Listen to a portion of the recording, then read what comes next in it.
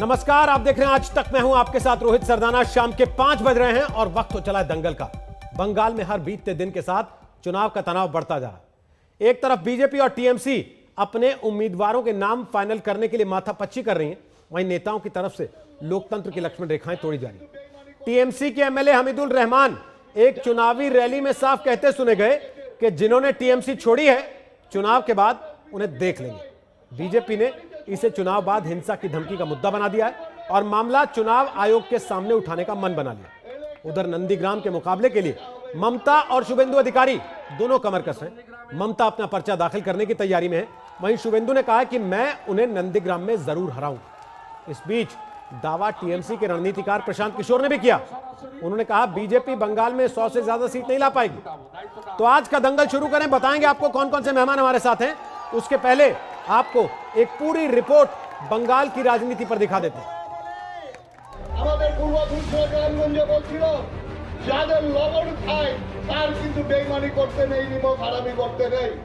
TMC के MLA Hamidul Rahman है, ये खुल्लम खुल्ला धमकी दे रहे हैं। उनके कहने का लब्बो-लुबाब है कि जिन्होंने दीदी का साथ छोड़ा वो चुनाव बाद अंजाम भुगतने को तैयार रहे। আমাদের পূর্বপুরুষরা গ্রামগঞ্জে বলছিল যাদের লবণ খায় তার কিন্তু বেঈমানি করতে নেই, নিমক হারামি করতে নেই। যারা যারা দিদির হাত লাগাতে ছোঁয়া লেগেছে, দিদি টিএমসি দেখে নাই, সিপিএম কংগ্রেস বিজেপি দেখে নাই, সবারই বাড়িতে ছোঁয়া লেগেছে দিদির। যারা বেঈমানি করবে ইলেকশনের পরে তাদের সঙ্গে দেখা হবে। বেঈমানদের সঙ্গে খেলা হবে আমাদের। हमीदुल रहमान का ये बयान ऐसे समय में आया है जब हाल ही में कई नेता टीएमसी से बीजेपी में आए। पश्चिमी मिदनापुर में मंच पर ही उठक बैठक लगा रहे ये हैं सुशांत पॉल, जो टीएमसी से बीजेपी में आए हैं। सुशांत पॉल के मुताबिक उन्होंने उठक बैठक कर उन पापों का प्रायश्चित किया है जिसे उन्होंने टीएमसी में रहते हुए किया था।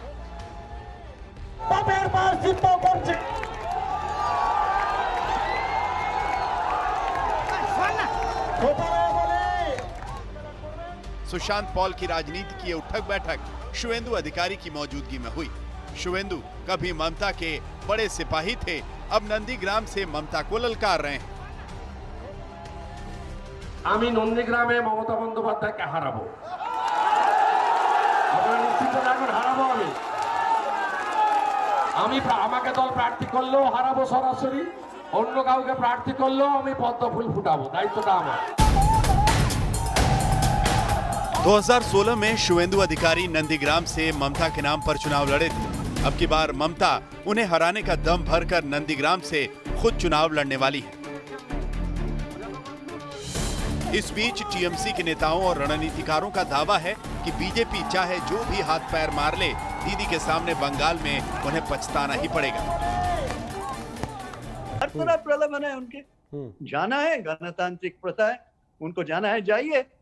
लेकिन उनको मैं कह सकता हूं, जिस दिन आप चले गए ना, इस पार्टी के सिंबल और ममता बनर्जी जब आपको पीछे से हट गए ना, आप मेकअप नहीं कर पाएंगे। आपके जो एग्जिस्टेंस है ये पार्टी के वजह से थी, ममता बनर्जी के वजह से थी। ये उनको समझ में उस समय नहीं आया, आज उनको समझ में आ रहा है जब जीरो हो गया। मुझे लगता है बाद में पलट जाओगे। तो ये तो बहुत बार मैंने भी देखा है, हमारी 150 सीटें आएंगी, 200 आएंगी। राहुल भाई आप लिखा के रख लो, नहीं आएंगी तो मैं फिर से इंटरव्यू नहीं दूंगा और एंड में गायब हो जाता है। ऐसा है, मैं तो कोई सिक्योरिटी लेके घूमता नहीं हूँ, अपना फोन खुद उठाता हूँ। आप मुझे उस दिन फोन करके लाइव कर लेना, बताना कि भाई बीजेपी के आगे 100 से ज्यादा या आप बंगाल हार गए, आर यू क्विटिंग और not, and on that day I will say that I will stand by. I will hold you to that. Absolutely, please hold, please. How? Bengal की लड़ाई आसान नहीं है, इसीलिए इस बार आर पार की लड़ाई हो रही है। कोलकाता से इंद्रजीत कुंडू के साथ आज तक ब्यूरो। तो आपको बता दें कि दंगल में आज हमारे साथ अपरूपा पोद्दार हैं, वो सांसद हैं तृणमूल कांग्रेस की। हमारे साथ सुधांशु त्रिवेदी होंगे, वो राज्यसभा के सांसद हैं बीजेपी से और प्रवक्ता हैं पार्टी के।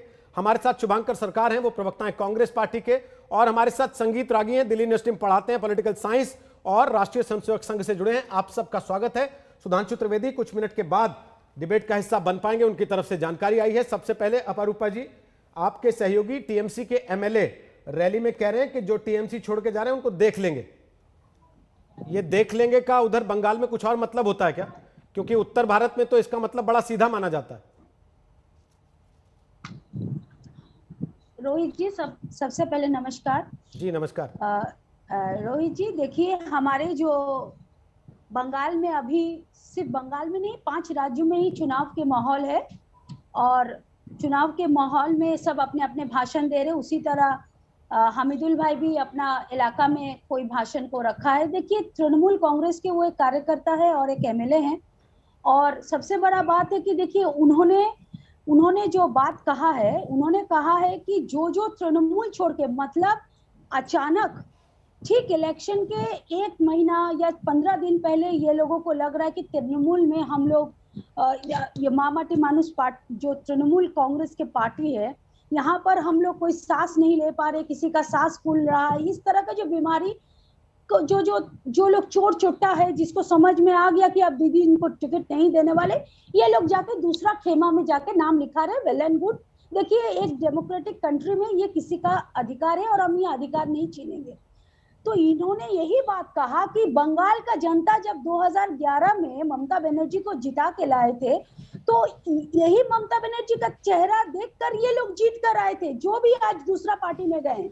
आज अचानक जब ये लोग दूसरे पार्टी में स्विच ओवर कर गए हैं, वो पार्टी जो देश हित में तो कुछ काम किए नहीं है, सिर्फ झूठे वादे किए, अच्छे दिन के वादे दिखा के आदमी को रुलाए हैं। तो उन्होंने उस परिप्रेक्ष्य में कहा है कि वोट के बाद जनता इस चीज का जवाब दे देंगे, मतलब गणतांत्रिक पद्धति से जनता इसका जवाब देंगे। आज बताइए आज बैंक वाला के पास अब कोई काम नहीं रहा, क्योंकि बैंक वाला जो है अब चाय बेचेगा, क्योंकि चाय वाला अब देश का बैंक बेच दे रहे हैं। आज पेट्रोल डीजल का आपका दाम कहां पर पहुंच गया है? तो बताइए, जब पेट्रोल और डीजल सेंचुरी में पहुंच गए हैं, आज हमारे प्रधानमंत्री चुप्पी साधे हुए हैं, किसी के नाम पे स्टेडियम को रखा जा रहा है। आज बताइए, आज हमको समझ में आया कि प्रधानमंत्री मेक इन इंडिया नारा क्यों लगाए थे।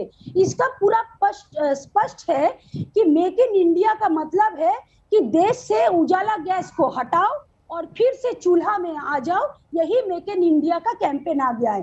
तो बंगाल का जनता जो है आने वाले दिन में जो लोग स्विच ओवर किए हैं उनको बता देंगे कि आपने कितना बड़ा दल के साथ और ममता बनर्जी के साथ जो है और बंगाल के जनता के साथ आपने विश्वासघात किया। ये बात है। और आपने एक राजनेता के तौर पे, आप सांसद हैं क्योंकि, उसको बड़ा सिंप्लीफाई कर दिया कि देख लेंगे का मतलब यह है कि जनता देख लेगी, ठीक है, उनको चुनाव में हरा देगी। लेकिन एक डेटा है जो कि गृह मंत्रालय ने शेयर किया है पश्चिम बंगाल की राजनीतिक हिंसा पर, और वो डेटा ये कहता है जून 1 से दिसंबर 31 के बीच में साल 2019 में कुल 61 लोग मारे गए हैं बंगाल में राजनीतिक हिंसा में, जिसमें 35 बीजेपी के हैं और 22 आपकी अपनी पार्टी तृणमूल कांग्रेस के हैं। 2020 में अब तक 57 लोग मारे गए हैं राजनीतिक हिंसा में, जिसमें 27 बीजेपी के हैं और 25 आपकी अपनी पार्टी तृणमूल कांग्रेस के हैं। पूरा डेटा विस्तृत हम इस वक्त टेलीविजन स्क्रीन पर दिखा रहे हैं जब आप बोल रही हैं। तो अब मेरा सवाल यह है कि जब कोई नेता जाके भीड़ में बोलता है कि देख लेंगे, उसका नतीजा यह नहीं होता कि 27 उनके 25 आपके मारे जाते हैं, और तब भी आप अपने नेता के ऐसे बयान को जस्टिफाई करते हैं? नहीं, देखिए हम आपको बता रहे हैं जो बंगाल के प्रेसिडेंट है और एक माननीय सांसद दिलीप घोष, वो तो खुद वायलेंस को स्प्रेड कर रहे हैं। उनका कार्यकर्ता सायंतन बसु और दिलीप घोष क्या कहते हैं कि पुलिस को देख लेंगे। बताइए, लॉ एंड ऑर्डर को ये लोग अपने हाथ में लेने का बात कर रहे हैं। एक जनप्रतिनिधि वो सबके लिए है। अब वो कहते हैं, अब सायंतन बसु कह रहा है कि पुलिस स्टेशन में जाके पुलिस थाना को जला देंगे, पुलिस स्टेशन पुलिस वाले को देख लेंगे। इस तरह का वायलेंस भारतीय जनता पार्टी और उनके कार्यकर्ता फैला रहे। आप बताइए कि मुर्शिदाबाद में 2019 में मुर्शिदाबाद में एक तो घर में 3 फैमिली मेंबर मर गए, वो आरएसएस के थे। बाद में ये बात पता चला कि उनके रिलेटिव ने कहा है कि ये किलिंग कोई पॉलिटिकल किलिंग नहीं है, और पुलिस रिपोर्ट भी ये कहा है। तो आज भारतीय जनता पार्टी के पास क्या रह गया मालूम है? बंगाल में कोई भी मर जा रहा है, बस उनको जाके भारतीय जनता पार्टी का एक फट्टा लगा दो और कह दो कि हमारे कार्यकर्ता है। अरे ये क्या मतलब है? किसी का भी मौत तो इसका मतलब जो 25 आपके कार्यकर्ता मरे हैं उसमें भी ऐसे ही पट्टा डाल दिया गया है? नहीं, जिनको हम कह रहे हैं कि आपके कार्यकर्ता थे, आपने पट्टा डाल दिया जाके कि लाश पड़ी है तो हम पट्टा डाल देते हैं उस पर? अरे वो तो हमारे मेंबर थे, ये चीज देखिए, हमारे मेंबर थे वो। अच्छा, आपके यहाँ से मरे तो मेंबर है, उसके यहाँ से मरे तो लावारिस है? नहीं नहीं नहीं, हम ये बात नहीं कह रहे। देखिए, हम एक तो एग्जाम्पल दिए, हम आपको 2019 का मुर्शिदाबाद के सैकड़ों हमारे बताइए, हमारे खुद के एमएलए सत्यजीत विश्वास को किस तरह ये लोग मारे हैं। अपारूपा जी, मैंने तो सामने आपके डेटा रखा, ये मेरा डेटा नहीं है, ये देश की एजेंसियों का डेटा है। गृह मंत्रालय अगर कोई डेटा रख रहा है तो वो राज्य सरकार से ही उन्होंने हासिल किया होगा, आपकी अपनी एजेंसियों से हासिल किया होगा। अगर आपकी अपनी एजेंसियां इस बात को स्वीकार करती हैं कि 25 आपके, 27 उनके मारे जाते हैं, 61 में 50 उनके, 35 आप, 11 आपके मारे जाते हैं, 35 बीजेपी के, 22 टीएमसी के मारे जाते हैं, तो ये कहना कि लाश के ऊपर पट्टा डाल देते हैं, आपको नहीं लगता कि राजनीति में कम से कम नहीं, हम इतना ज्यादा संवेदनहीन नहीं होना चाहिए? देखिए, कोई तरह का भी मृत्यु बहुत दुखजनक बात है। आज हमारे बंगाल में हमारे एमएलए को मार दिया जा रहा है, हमारे मंत्री जाकिर हुसैन पर किस तरह ये लोग प्री प्लानिंग करके, क्योंकि उनको उनके ऊपर प्रेशर था कि आप बीजेपी, तृणमूल छोड़ के बीजेपी में आ गए। जब वो ये चीज को मानने पर तैयार नहीं हुए, उनको रेलवे स्टेशन पे किस तरह बॉम्बिंग से उनका जान जा सकता था। एक आदमी वहां पे स्पॉट डेथ हो गया। तो रेलवे किसके अंडर में पड़ता है? रेलवे भारतीय सरकार के अंदर में पड़ता है। अब बताइए, उनका सेफ्टी सिक्योरिटी एक मंत्री जब जा रहे तो क्यों नहीं ये चीज रेलवे ध्यान अगर रखे? रेलवे स्टेशन पर हादसा हो रहा है या दुर्घटना हो रही है या हमला हो रहा है, वो रेलवे पुलिस की जिम्मेदारी है, तो पूरे पश्चिम बंगाल में जहां जहां हत्याएं हो रही हैं राजनीतिक तौर पर, क्या वो पश्चिम बंगाल की पुलिस की जिम्मेदारी नहीं है? आप मानती हैं कि लॉ एंड ऑर्डर फेल है बंगाल का? जो जहां भी कोई भी बम लेके चला जाता है, किसी की रैली में फोड़ देता है, किसी पे अटैक कर देता है, किसी को मार देता है। आप हमको एक तो भी बताइए कि किसी का रैली में बंगाल में बम, देखिए बंगाल अभी में कल किसी का रैली में, आप ही के अपने नेता की रैली में धमाका हो गया, आप भी जानती हैं इस बात को। आपके अपने नेताओं को भी चोटें आ रही हैं, ऐसा नहीं है। और यहां तक कि पत्थरबाजी, घेर के मारना, इसकी तस्वीरें तो टेलीविजन पर सबने देखी हैं। अपारूपा जी, कोई नई चीज नहीं है वो बंगाल में। देखिए, जो तृणमूल के छाटा हुआ नेता लोग बीजेपी में ज्वाइन कर रहे हैं, वही लोग ये हिंसा कर रहे हैं। तो पहले वो आपके लिए ये करते थे जो वहां जाके ये कर रहे हैं? नहीं नहीं नहीं नहीं, ये बीजेपी वाले करवा रहे हैं, ये बीजेपी वाले करा रहे हैं, क्योंकि जो है उनकी मास्टरी है क्या इसमें? उनकी मास्टरी है जो बीजेपी वाले ये करवाते हैं उनसे? ओल्ड बीजेपी और न्यू बीजेपी में अभी लड़ाई हो रहा है, तो ये चीज को इस तरह वो लोग पोर्ट्रे कर रहे हैं। ठीक है, चलिए मैं शुभांकर दादा के पास जाऊं, उसके पहले सुधांशु त्रिवेदी आ गए। सुधांशु जी, वो कह रही हैं एक कि जो उनके विधायक ने कहा कि चुनाव बाद देख लेंगे, उसके राजनीतिक मतलब है, जैसे आप लोग कह देते हैं अमूमन अपने नेताओं के बयानों पे कि जनता देख लेगी, वो तय करेगी इनका भविष्य क्या करना है। और दूसरा, वो कह रही हैं कहीं भी लाश देखते हैं जाके उसके गले में आप लोग पट्टा डाल देते हैं कि ये तो हमारा आदमी था, जबकि ऐसा होता नहीं। देखिए, देख लेंगे के संदर्भ में मैं ये कहना चाहूंगा रोहित जी कि आजकल राहुल गांधी जी बहुत मुहावरों में बोल रहे हैं ना, तो देख लेंगे के लिए सिर्फ एक ही वाक्य बोलूंगा, समझने वाले समझ रहे हैं, ना समझे वो अनाड़ी है। सबको समझ में आ रहा है कि आपने क्या कहा। दूसरी बात, दुखद हत्याओं के ऊपर जो यह बात कही गई कि हमने पट्टा डाल दिया, एक छोटी सी बात मैं पूछना चाहता हूं। यदि आपका यह कहना है कि उन लोगों का भाजपा से कोई मतलब नहीं था, तो आपकी सरकार है, जितनी संख्या अभी रोहित जी ने गिनाई, कितनों को आपने कोर्ट से सजा करवा दी? नंबर 2, कितनों को आपने कोर्ट में नहीं सजा करवा पाए पर चार्जशीट करवा दिया? नंबर 3, चार्जशीट नहीं करवा पाए, कितनों में चार्जेस फ्रेम कर दिए? नंबर 4, चार्जेस भी नहीं फ्रेम कर पाए, कितनी गिरफ्तारी की बता दीजिए। अगर इनमें से कुछ नहीं है तो आप इन्वेस्टिगेटिंग एजेंसी नहीं है, पर आप कितने आत्मविश्वास से कह रही हैं कि नहीं साहब हमें पता, मतलब जांच एजेंसी तय करेगी कि किसने हत्या की, किस हत्या का उद्देश्य क्या था। परंतु यहां राजनीतिक दल के प्रतिनिधि आकर स्वयं कहने लगते हैं, इससे साफ हो जाता है कि हत्या के पीछे राजनीति थी और हत्या के बाद वही राजनीति उसको बचाने का, दबाने का, छुपाने का और तथ्यों को भटकाने का प्रयास कर रही है। इसलिए मैं सिर्फ यह कहना चाहता हूं कि देखिए, आज जो बंगाल में स्थिति है, फिर उसी पे आ रहा हूं, देख लेंगे तो अब जनता देख रही है, और वो किसको किस रूप में राजनीतिक दृष्टि से देखेगी, ये सब कुछ मेरा मानना है 2 मई को दिख जाएगा। इसमें किसी प्रकार का कोई संशय आपको नहीं रखना चाहिए, और अगर जरा भी संशय होता तो आप यूं समझ लीजिए कि ममता जी तो अपना चुनाव का क्षेत्र भी बदल रही हैं, समस्या उनके यहां आ रही है।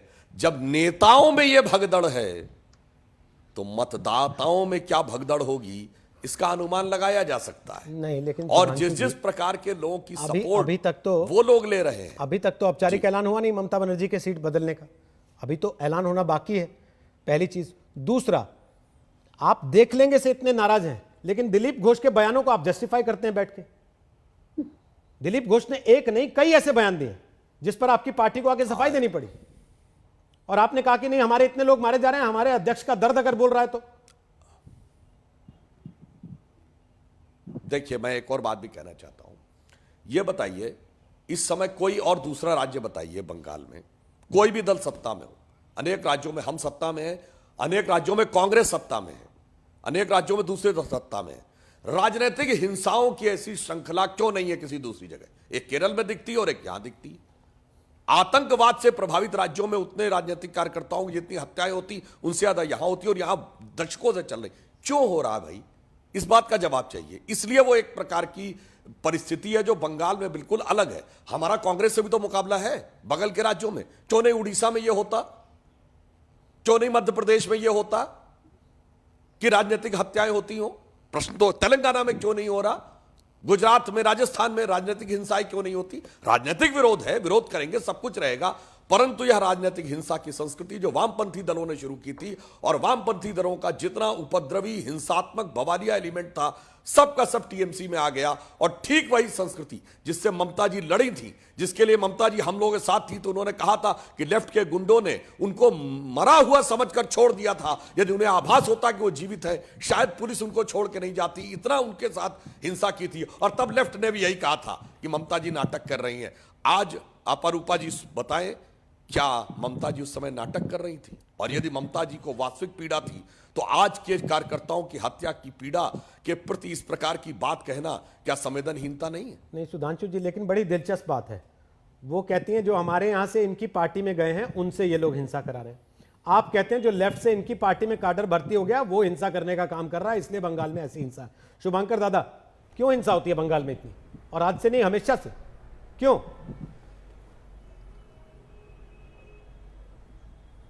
देखिए, एक चीज़ मैं बताना चाहता हूँ। आप ये जो तृणमूल कांग्रेस और जो बीजेपी भाजपा ने मिलके बंगाल का जो स्थिति था उसको बिगाड़ने का कोशिश कर रहा है।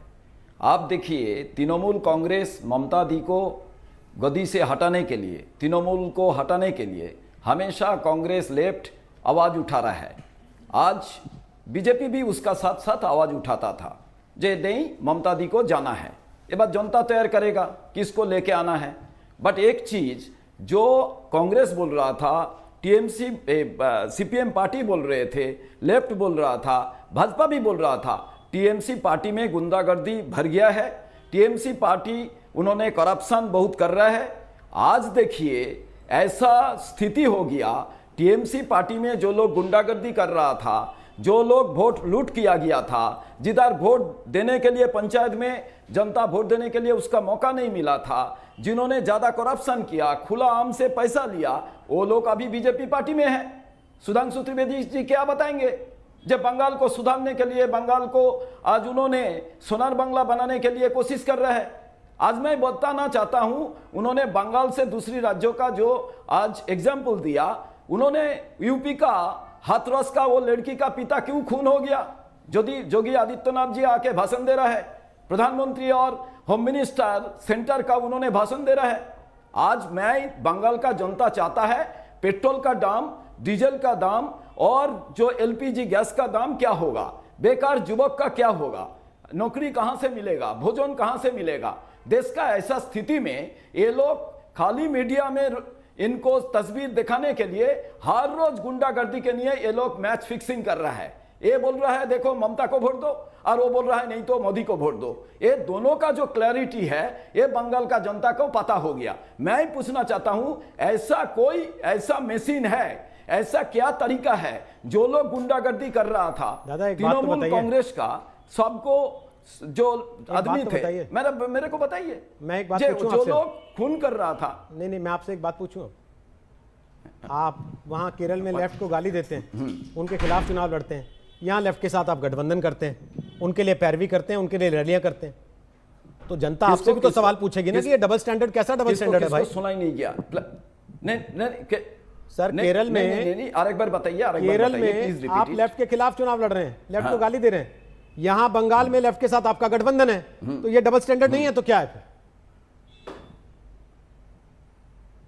अरे रोहित जी, आपको अब भूल गया है, क्यों नहीं उठा रहे हो? JNK में, जम्मू कश्मीर में क्या हुआ? महमूद मुफ्ती का साथ क्यों गवर्नमेंट बनाए थे? सुधांशु जी की उत्तर दे देगा। अरे सर, उसी उत्तर को देते देते तो सरकार चली गई इनकी, उसी उत्तर को देते देते इनकी सरकार जा चुकी वहां पे।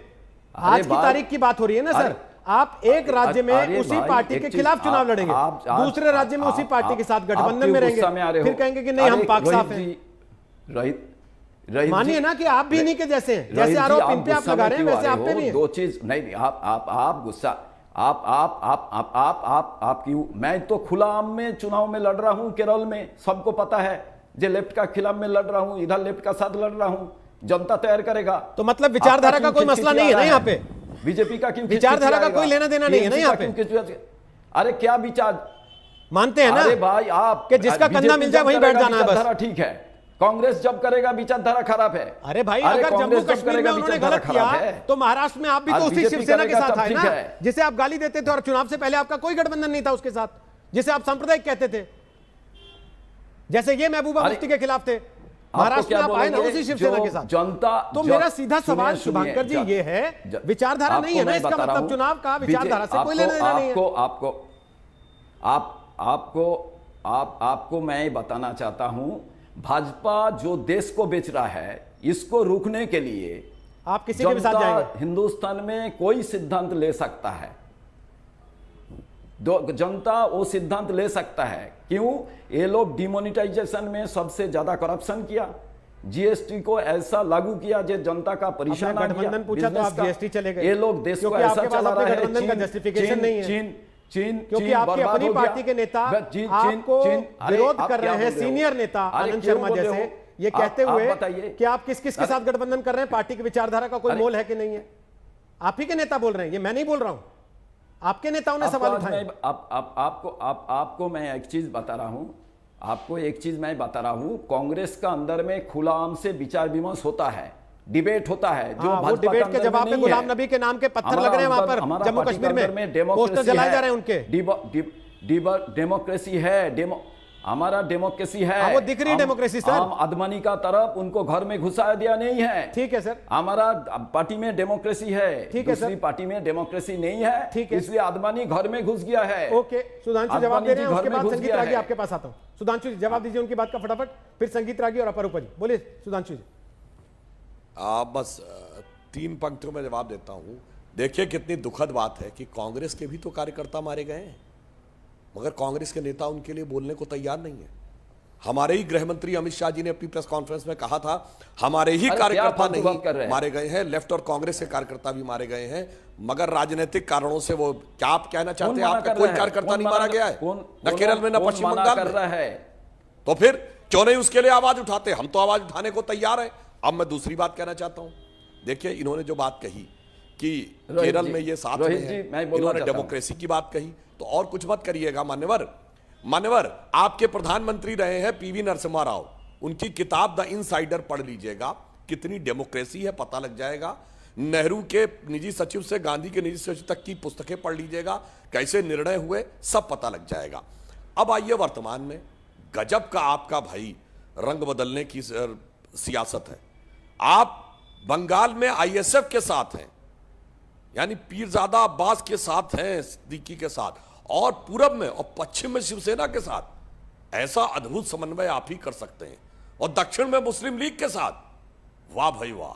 और यहां पर केरल में लेफ्टिस्टों के भी साथ, और बंगाल में और केरल में लेफ्टिस्टों के खिलाफ, और दिल्ली में लेफ्ट और आप फिर एक साथ।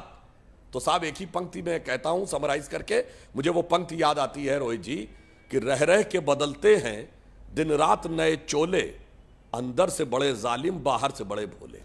आपका तो चोला हर दिशा में बदल रहा है, पूरब गए तो कुछ, दक्षिण गए तो कुछ, चलिए, पश्चिम गए तो कुछ, उत्तर गए तो कुछ, मगर कितने भी चोले चढ़ा लीजिए, जनता आप समझने के। बंगाल की राजनीतिक गहमा गहमी पर आपको एक तस्वीर दिखाते हैं। सुशांता पॉल, जिन्होंने तृणमूल कांग्रेस छोड़कर बीजेपी का दामन थामा, मंच पर शुभेंदु अधिकारी की मौजूदगी में कान पकड़कर उठक बैठक लगाई, ये कहते हुए कि तृणमूल कांग्रेस में रहते हुए जो उन्होंने पाप किए उन पापों का प्रायश्चित वो कर रहे हैं। तस्वीर आप टेलीविजन स्क्रीन पर देख रहे हैं। सुशांत पॉल इनका नाम है और तृणमूल कांग्रेस से भारतीय जनता पार्टी का दामन उन्होंने थामा शुभेंदु अधिकारी की मौजूदगी में।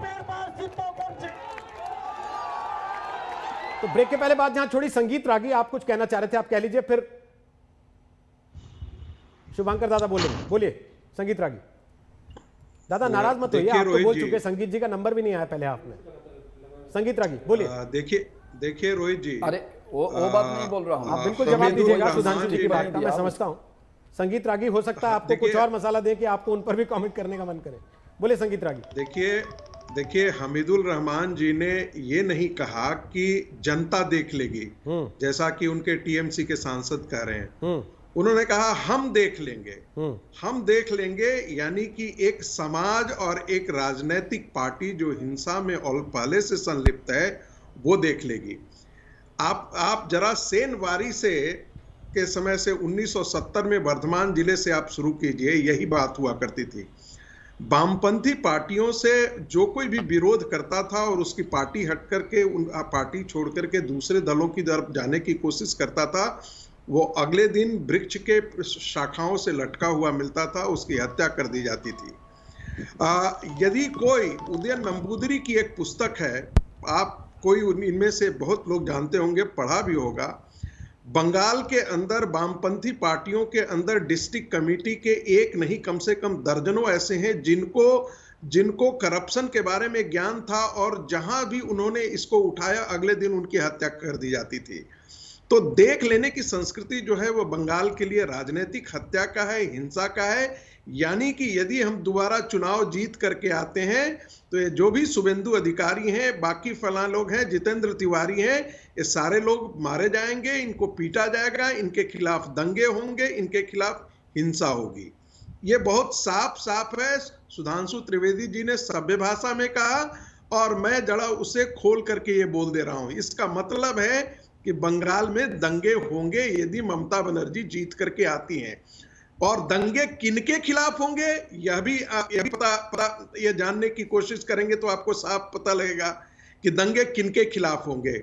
आने वाले कौन है? शुभेंदु जी हैं। आने वाले कौन है? जितेंद्र पॉल हैं। आने वाले कौन है? जितेंद्र तिवारी हैं।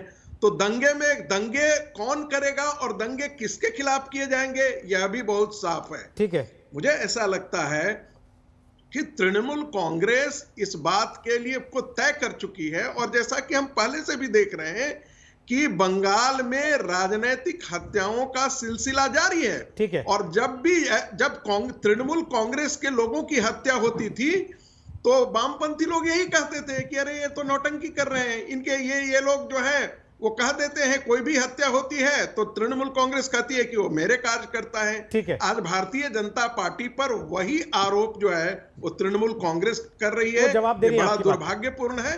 वो आपकी बात का जवाब दे रही है। अपरूपा जी, जब ममता बनर्जी ऐसे ही परेशान होती थी लेफ्ट की राजनीति से, तो क्या वो नाटक करती थी? रोहित जी, सबसे पहले तो मैं संगीत रागी जी का बात का जवाब देना चाहती हूँ। बंगाल गुजरात मॉडल नहीं होगा, गुजरात के जैसा दंगा। इसका मतलब ये आप नेशनल टेलीविजन पे कह रहे हैं कि बंगाल में दंगा होगा।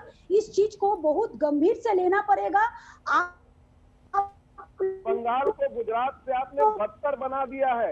आप ये देखिए कि गुजरात में नरेंद्र मोदी के शासनकाल में कोई दंगे नहीं हुए। एक करके बोलिए संगीत जी, क्या है ना, संगीत जी क्या होता है स्काइप से जब आप कनेक्ट होते हैं और आप 24 परगना के अंदर क्या हुआ सबको पता है, मिदनापुर में क्या हुआ सबको पता है, वर्धमान जिले में कितनी हत्याएं हुई सबको पता है। संगीत देखिए आप लोग एक एक करके वो बोल रहे, फिर आप बोल रहे हैं कोई आपत्ति नहीं। मेदिनीपुर डिस्ट्रिक्ट में जो थे वो तो अभी आप ही के दल में चले गए, वो तो आप ही के दल में चले गए हैं। और सबसे बड़ा बात है जो सुशांत पॉल का बात जो हो रहा है वो कान पकड़ के इसीलिए उठक बैठक कर रहे हैं क्योंकि जनता के पास उन्होंने जो गलतियां की है, जनता के पास गलती मान रहे हैं। हाँ सुनिए एक तो बात, और आपसे हम ये नहीं सीखेंगे। ममता बनर्जी जिस हिसाब से बंगाल में लॉ एंड ऑर्डर को स्थिति रखे, आप लोग हर दिन एक तो नया नाटक करते हैं और हर दिन आप लोग बैठ जाते हैं, लेकिन फिर भी बंगाल में लॉ एंड ऑर्डर है और ममता बनर्जी इसमें फिर वो सत्ता लेके आएगी और 2 मई को फिर मैं आज तक में बैठ के आपसे बात करूंगी। दंगा शब्द से आपत्ति है, बात मत कहिए, जो देश के हित ठीक है, आपको उनके दंगा शब्द से आपत्ति है, लेकिन डेटा अपने आप में बहुत कुछ कहता है। सकते हैं क्योंकि आरएसएस वाले से सीखना नहीं होगा कि देशभक्ति क्या है। नहीं आप लोग मुसलमानों से सीखिए। नहीं, इस समय यहाँ कोई देशभक्ति नहीं सिखा रहा किसी को। यहाँ एक बड़ा सीधा सा सवाल है, मैं डेटा आप लोगों के सामने स्क्रीन पर रख रहा हूँ और डेटा ये कहता है 2018 में पंचायत पुल में 23 लोगों की हत्या हुई पोलिंग डे और उससे पिछली रात को। 2019 के लोकसभा चुनाव में 693 घटनाएं हुई हिंसा की, जिसमें 11 लोगों की हत्या हो गई। 1 जून से दिसंबर 31, 2019 में 852 घटनाएं हुई, 61 लोगों की मौतें हो गई हैं। 2020 में अब तक 663 घटनाएं हो चुकी हैं, 57 लोगों की हत्या हो चुकी है और जनवरी 1 से 7 तक 2021 में 23 घटनाएं हो चुकी हैं हिंसा की, जिसमें 2 लोगों की हत्या हो चुकी है। अब इसके बाद क्या कहिएगा कि लॉ एंड ऑर्डर फेल है बंगाल का? शुभंकर सरकार बोलिए अपनी बात, आप वेट भी कर रहे हैं बहुत देर से, बोलिए, फिर सुधांशु जी के पास जाऊंगा। देखिए, मैं एक चीज बताना चाहता हूं, जो हिंसा है इसको रुकना है, जैसा भी हालत में। ये जैसा प्रशासन का काम है, अभी इलेक्शन कमीशन का काम है और हर पॉलिटिकल पार्टी का भी काम होता है, जो हिंसा को रुकना चाहिए। हिंसा कोई हालत से आगे नहीं बढ़ना चाहिए। क्यों? जब प्राण हानि होता है, ये किसी का घर का लड़का लड़की कोई ना कोई मर जाता है, ये दुख की बात है, इसको रुकना चाहिए। और साथ साथ में मैं बताना चाहता हूं, जे देखिए, आप जितेंद्र तिवारी जी का नाम किया है, आपका साथ सुने, आप फिर आप बोलना शुरू कर दिया।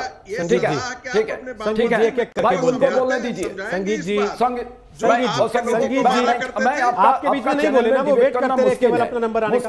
उन्होंने केवल हाथ उठाया संगीत जी, नहीं, वो बीच में बोल सकते थे आपके चाहते तो, लेकिन उन्होंने हाथ उठाया, इंतजार किया अपना नंबर आने का। अब वो बोल रहे हैं तो आप सुन लीजिए, आपको पसंद नहीं आए फिर टिप्पणी कीजिए, कोई दिक्कत नहीं है, लेकिन सुन तो लीजिए। बोले शुभांकर। रोहित जी ये उन्हीं लोगों के साथ खड़े हैं जो इनके कार्यकर्ताओं को मारते थे और ये कह रहे हैं, आज अभी ज्ञान दे रहे हैं कि हिंसा नहीं होनी चाहिए। अगर उन्हें आपत्ति नहीं है अपने कार्यकर्ता की हत्या के साथ खड़े होने में, तो आपको क्या आपत्ति है? अगर वो लेफ्ट के साथ गठबंधन करना चाहते हैं, उन्हें आपत्ति नहीं है, तो आपको क्यों आपत्ति है? शुभांकर जी बोलिए, अपनी बात पूरी कीजिए। देखिए, इनका काम है, ये चीन जैसा हिंदुस्तान में घुस गया ना, इंडियन टेरिटरी को पकड़ लिया है। ऐसा में फिर बीजेपी और बीजेपी का सहयोगी जो है, ये कोई किसी का बातों का अंदर में घुस जाता है। सुधांशु त्रिवेदी जी अभी नेहरू का बात, नरसिम्हा राव जी का किताब का बात बोल रहे थे, उनको पता नहीं है जो उनका जो फाउंडर है, उन्होंने कैसे इंग्रेज का पास माफी मांग के जेल से खुद बाहर आए थे।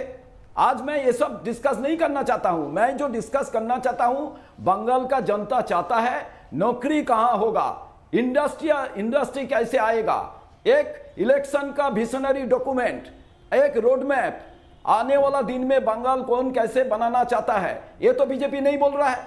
क्यों? हिंदुस्तान में इंडस्ट्री तो उन्होंने खुद बेच रहा है, बेच नहीं, अभी वो लोग हिंदुस्तान, बंगाल तो बाहर का नहीं है, तो बाहर बंगाल हिंदुस्तान का बाहर नहीं होगा, तो आज हिंदुस्तान में बंगाल को आने वाला दिन में हम लोग इंडस्ट्री लेके आएगा, एजुकेशन हब करेगा, कैसे करेगा? आज तो मैं अब बता रहा हूं आपको, जे हिंदुस्तान का आज ये लोग बेचने का कोशिश कर रहा है। ममता जी भी बंगाल को बेचने का कोशिश कर रहा है। इसलिए हम लोग एक थर्ड अल्टरनेटिव जनता का सामने दे रहा हूं। देखिए, आप देश की सबसे बड़ी पार्टी हैं, सबसे पुरानी पार्टी है, सबसे बड़ी तो अब नहीं रहे। एक सेकंड संगीत जी, मेरा एक सवाल है ना, मेरा एक सवाल है, मैं बोल लेता हूं। आप देश की सबसे पुरानी राजनीतिक पार्टी जिन्होंने बंगाल की सारी इंडस्ट्री, फार्मास्यूटिकल इंडस्ट्री बर्बाद कर दी, कॉटन इंडस्ट्री बर्बाद कर दी। अरे भाई, बंगाल के वित्त मंत्री कल मेरे साथ थे, वो तो कह रहे थे कि हमने कोरोना काल में 23 लाख रोजगार खड़े कर दिए। इंडस्ट्रियल डेवलपमेंट वो तो कह रहे हैं हमने कोरोना काल में भी 23 लाख रोजगार खड़े कर दिए। आप लोग चुनाव इस बात की लड़ना चाहते हैं कि हम रोजगार देंगे। सुधांशु त्रिवेदी, जो बात आप शुभांकर सरकार बोल रहे हैं उस पर आपका कमेंट जल्दी से। मैं एक चीज बताना चाहता हूं, उसका बाद हाँ बता लीजिए, चलिए पूरा कीजिए। एक मिनट एक बात बताता हूं, बता दीजिए जल्दी से। ये जो जितेंद्र तिवारी जी का नाम लिया है, जितेंद्र तिवारी जी का जो नाम लिया है, उन्होंने बीजेपी में आए, कोई आपत्ति नहीं है, कोई पार्टी में कोई जा सकता है। बट ये जितेंद्र तिवारी का विरोध में बाबुल सुप्रियो जी का था, इन्होंने गुंडागर्दी कर रहा है, इन्होंने कोयला बेच रहा है, इन्होंने गुंडागर्दी करके पंचायत में और पौरसभा में वोट नहीं डालने के लिए आदमी को पीटा है, मारा है, वो आज चला आया। और गुंडागर्दी का बाद आज संगीत रागी जी बोल रहा है, आज सुधांशु त्रिवेदी जी बोल रहा है, आज सावरकर का बात बताइए। तो अब हिंदुस्तान सुनेगा आपका बात। ठीक है सुधांशु, जवाब दीजिए। कैसा घुस गया है? ठीक है सुधांशु, जवाब दीजिए उनकी बात का। देखिए, हम पुरानी बातों में बहुत नहीं जाएंगे। आपने आरोप लगाया तो हम भी ये नहीं कहेंगे कि अंग्रेजों के ज़माने में नेहरू जी के ब्रिटिश वायसराय और उनके परिवार से कितने अंतरंग संबंध थे, कितनी दुश्मनी और कितनी मोहब्बत थी, हम लोगों को भी पता है। अब आते हैं वर्तमान के बंगाल में। सिंपल सी बात ये बताइए, चुनाव आयोग ने 8 चरणों में चुनाव तय किए हैं। अब आप कहेंगे कि इसके ऊपर आरोप है भाजपा के लिए, तो 2016 में 7 चरणों पे चुनाव था, तब तो भाजपा दावेदारी में नहीं थी। 2011 में 6 चरण का चुनाव। वही तमिलनाडु है, लगभग उतना ही बड़ा राज्य है, 42 लोकसभा बंगाल में है, 39 लोकसभा, 39 लोकसभा तमिलनाडु में, वहां 1 चरण में चुनाव है, यहां 8 चरण में चुनाव है। पहले भी 7 चरण में चुनाव हो चुका है। क्या इसके बाद भी आपको नहीं लगता है कि निष्पक्ष एजेंसियां, चुनाव आयोग पिछले 10 साल से यदि 6, 7 और 8 चरणों में चुनाव करवा रहा है, उसके बाद भी आपको दिख नहीं रहा है और आप कह रहे हैं हम देख लेंगे? मुझे रोहित जी बचपन की चीज याद आती है। राजीव गांधी जी जब प्रधानमंत्री थे तो उनका बड़ा पेट डायलॉग होता था, हमें देखना है और हम देखेंगे। तो ये हम लोगों के बीच में एक मजाक का भी बात बनता था। तो मैं इनसे कहना चाहता हूं, वो देखना है और देखेंगे कहते रहे। कौन बजाता है? आप कह रहे थे कि हम देख लेंगे और आप देखिएगा कि 2 मई के बाद आप देखते रह जाएंगे, क्योंकि आपको क्या दिखाना है वह प्रदेश की जनता दिखा देगी। मैंने तो सिर्फ आपको एक ऑब्जेक्टिव उदाहरण दिया है, इसके अतिरिक्त और मैंने आपको कोई उदाहरण नहीं दिया। और दुख की बात क्या है?